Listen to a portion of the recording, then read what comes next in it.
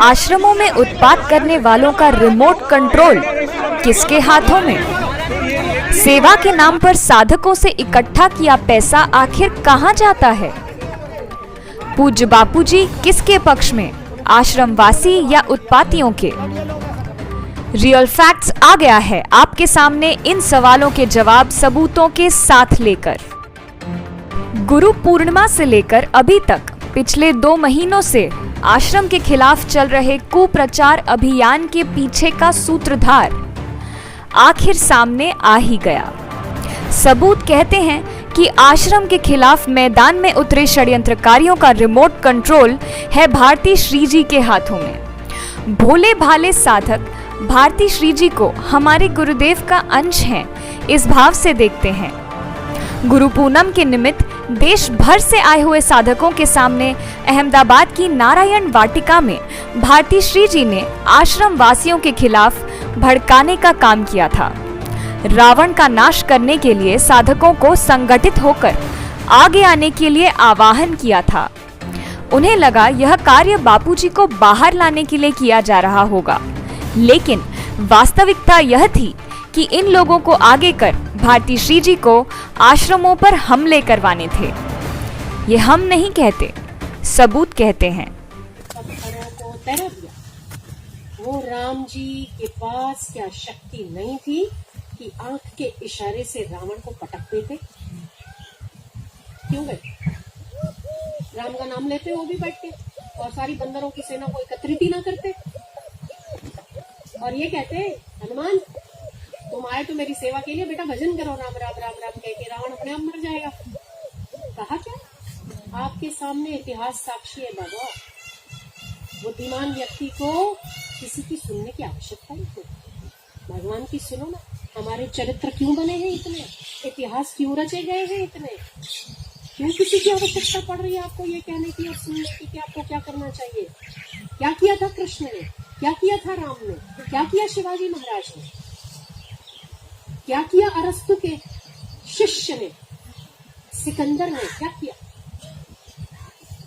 पौराणिक प्राचीन हमारे सामने इतिहास है समझने के लिए, पर हम इतने आलसी हैं कि हम वो आलस में लीला कह के उनको प्रोत्साहित कर देते। जो हमको लीला कहते हैं हम भी इसमें कहते हैं हाँ भाई लीला लीला लीला। तो भगवान कृष्ण की लीला ही तो थी, जो युद्ध किया वो भी तो उनकी लीला थी, राक्षसों को मारना भी तो उनकी लीला थी।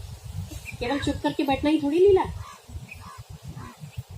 आप बताइए राम जी ने युद्ध क्यों किया, क्यों सेना को एकत्रित किया?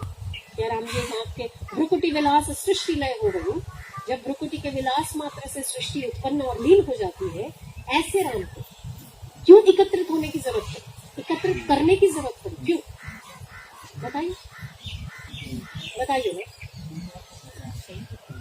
बताइए ना। राक्षसों का विनाश करने के लिए एकजुट होना आवश्यक था, ठीक है? तब रावण का युद्ध हो सकता था। राम जी भी राम राम राम राम करते तो रावण मर जाता। क्या ऐसे हुआ क्या रावण का विनाश? साधकों द्वारा आश्रमों में घुसकर हमले करने के लिए भारती श्री जी अपने एजेंटों का उपयोग करती हैं। मिहिरधर, ब्रिजेश पटेल, नीलेश मकवाना, राहुल जोशी, अनीशा, बम ठाकुर, निर्मला पांडे आदि को भारती श्री जी द्वारा टारगेट दिया जाता है।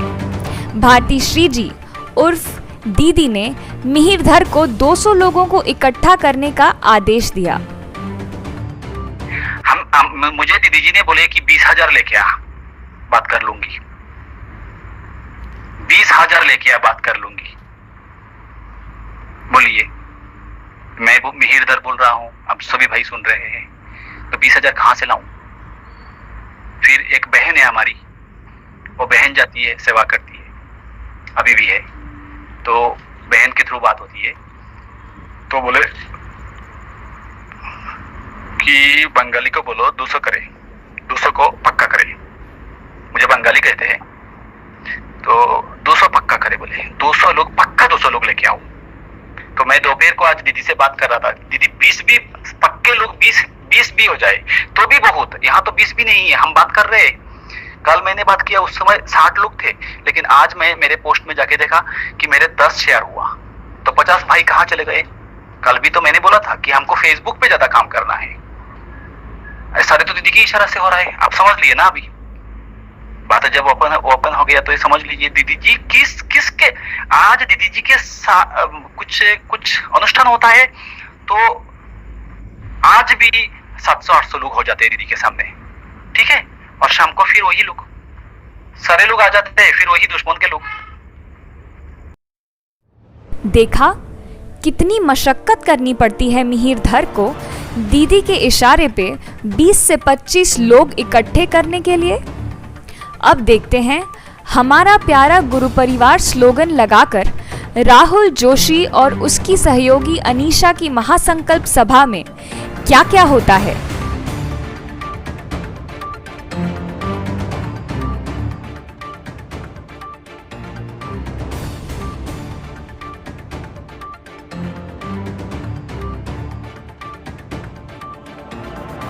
इस वीडियो में दिखने वाली मुंबई की अनीशा भी भारती श्री जी की खास है। पूज्य बापू जी जब कोरोना के उपचार के लिए एम्स अस्पताल में भर्ती हुए थे तब भारती श्री जी ने अनीशा व अन्य 2 व्यक्तियों को अपनी व मैया जी की पावर ऑफ अटॉर्नी देकर एम्स भेजा था। 3 दिन तक अथक प्रयास करने के बावजूद यह लोग पूज्य बापू जी तक नहीं पहुंच पाए थे। उस समय बापूजी का आश्रम के सेवक को स्पष्ट आदेश था कि इन लोगों को मेरे पास नहीं आने देना, नहीं तो ये लोग बाहर जाकर साधकों से गलत लाभ उठाएंगे। इस अनीशा ने गोरेगांव आश्रम के संचालक एवं अन्य आश्रम वासियों के विरुद्ध छेड़छाड़ की झूठी एफआईआर दर्ज की है। राहुल जोशी ने जोधपुर लीगल टीम के खिलाफ कुछ वर्ष पूर्व जान से मार डालने का प्रयास करने की झूठी एफआईआर नागपुर में दर्ज की थी, जिसकी थप्पड़ उसके ही मुंह पर पड़ी थी। ऐसे गुरुद्रोहियों को भारती श्री जी की पनाह आसानी से मिल जाती है। सूत्रों से प्राप्त खबरों के अनुसार इन महासंकल्प सभाओं में लीगल सेवा के नाम पर श्रद्धालु भक्तों से लाखों रुपए लूटे जाते हैं। इस दान के पैसों का उपयोग किस कार्य के लिए किया जाता है? दिल्ली का AP सिंह चौरसिया के केस के नाम पर 20 लाख रुपए खा गया और बम ठाकुर कमा के नहीं साधकों के पैसों से खा रहा है। ऐसा हम नहीं, AP सिंह और बम ठाकुर आपस में एक दूसरे से कह रहे हैं। आइए सुनते हैं उन्हीं की जुबानी। 20 लाख रुपए में क्या क्या बताया? जवाब दे सालों जब जवाब देना चाहे तो बताया। 20 लाख रुपए क्या किया? दुनिया भर का पैसा खाया बैठा हुआ है। 20 लाख रुपए क्या किया तूने सालों का? ये गाड़ी तो का तो अपने उससे खरीद के लाया है। बताओ, अब बताया जी हिसाब से 20 लाख रुपए में क्या क्या हुआ बता। क्यों नहीं जेब से जब गया बता तू आज। तो हर दिन में पहले बोलता है 3 महीने में जेल करा देंगे, अगली डेट में जब करा देंगे, ऐसा हो जाएगा। तू कहानी सुनने वाला पूछने वाला है कौन? तू तो कमा के ही खा रहा है तू। क्या दिल्ली की निर्मला पांडे भी जुड़ी हैं भारती श्री जी से? जी हाँ, ये है निर्मला पांडे का व्हाट्सएप मैसेज। साईं श्री लीलाशाह जी महाराज के नाम से चलाई जाने वाली भारती श्री जी की गौशाला के अकाउंट में डोनेशन देने के लिए निर्मला पांडे द्वारा किए गए प्रचार का यह सबूत है। श्री जी भक्त ब्रिजेश पटेल की भारती भक्ति को तो आपने उनकी शॉर्ट फिल्म शिव परिवार में देखा ही होगा। चाहे हमारे गुरुदेव कितना भी विरोध करें, हम गुरुदेव का विरोध करेंगे लेकिन भारती श्री जी की पूजा करते करवाते ही रहेंगे। अब बाला मर्दाना गुरु जी के चरणों में मिट गए तो महान हो गए, लेकिन गुरु जी के श्री चंद और लक्ष्मी चंद 2 बेटे थे। उन दोनों बेटों ने अपने पुजवाने के भारती को रोग लग गया है पुजवाने का, और चमचे वाहवाही करते तो तबाही के रास्ते जा रहे। तो उन्होंने तो वाहवाही का तबाही का रास्ता तो नहीं पकड़ा, लेकिन फिर भी कुछ बनकर दिखाने के लिए उन्होंने क्या किया? तपस्या किया, पानी पे चलने की सिद्धि पा। तभी भी नानक जी की ना ही उनका समाज में इतना प्रभाव, इतना आदर नहीं है, क्योंकि जो रुचि के अनुसार करता है वो मन का गुलाम होता है, और मन का गुलाम कितना भी बड़ी उपलब्धि कर ले तो रावण से आगे नहीं जाएगा। तो भारती को, नारायण की मां को भी बुरा लगता होगा, लेकिन मैं चाहता हूं कि कोई तुच्छ न रह जाए। इसीलिए उनको टोकता हूं। वे मेरे दुश्मन हैं कि मित्र हैं कि बच्चे हैं, आप ही सब जानते हो। तो खुलेआम उनको रोकता हूं, टोकता हूं और उनके चमचों को भी आगाह करता हूं और मेरे शिष्यों को भी आगाह करता हूं कि उनके चमचे चमचियों से सावधान रहे। उनके चमचे चमचियों को इतनी अक्ल नहीं है कि बापू को जो पसंद नहीं है ऐसा हम इनसे ना करवाएं। भारती भगवान, लेकिन वो बच्चे हैं, अभी जहां पहुंचना चाहिए वहां नहीं पहुंचे तो खुशामद खोरों के चक्कर में आ गए। इसलिए मैं उनको टोकता रहता हूं और जाहिर में करता। इन्हीं ब्रिजेश पटेल ने 25 अगस्त को अहमदाबाद आश्रम में किए उत्पात का लाइव प्रसारण किया था। भारती श्रीजी का पुणे का एजेंट है नीलेश मकवाना। पुणे की पैसे वाली पार्टियों को भारती श्रीजी से जोड़ने को यह गुरु सेवा मानता है। पुणे का आलंदी आश्रम हड़पने की साजिश का यह आगेवान है। रिमोट तो भारती श्रीजी के हाथों में है। यह सभी गुरुद्रोही सोशल मीडिया में यही दिखाते हैं कि वे बापूजी के परम भक्त हैं व आश्रम वासियों ने बापूजी को जेल में बंद करवा रखा है, इसलिए वे आश्रमों पर हमले कर रहे हैं। पूज्य बापूजी किसके पक्ष में हैं? इन धूर्तों के या आश्रम वासियों के?